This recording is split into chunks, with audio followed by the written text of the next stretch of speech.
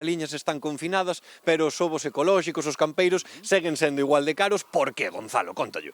Bueno, pois mira, aquí estamos nunha granxa ecolóxica e fundamentalmente o que influi na produción e nos costes ecolóxicos é a alimentación. A alimentación non deixa de ser ecolóxica e é o factor que máis pondera nos custes de produción.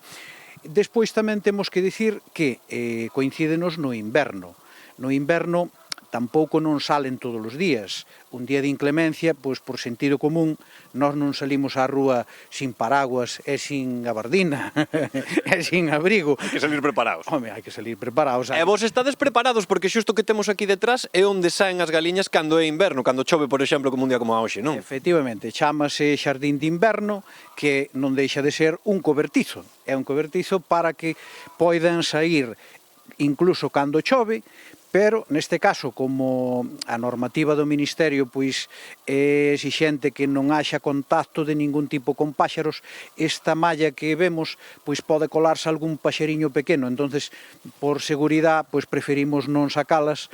Nin sequera están aquí, claro, están detrás, xusto detrás aí metidas aí dentro. Están na propia nave. E o que nos dicías que é máis a alimentación, o que ten que ver nestes ovos ecolóxicos, que é sair fora, non? Fundamental, nós somos o que comemos, xa hai algún eslogan así, pero no caso de produción ecolóxica o factor fundamental, como dicía, é a alimentación. É a alimentación que é libre de pesticidas, libre de abonos químicos de síntesis, entonces eso influye no que é o produto. E no prezo que pagades vos.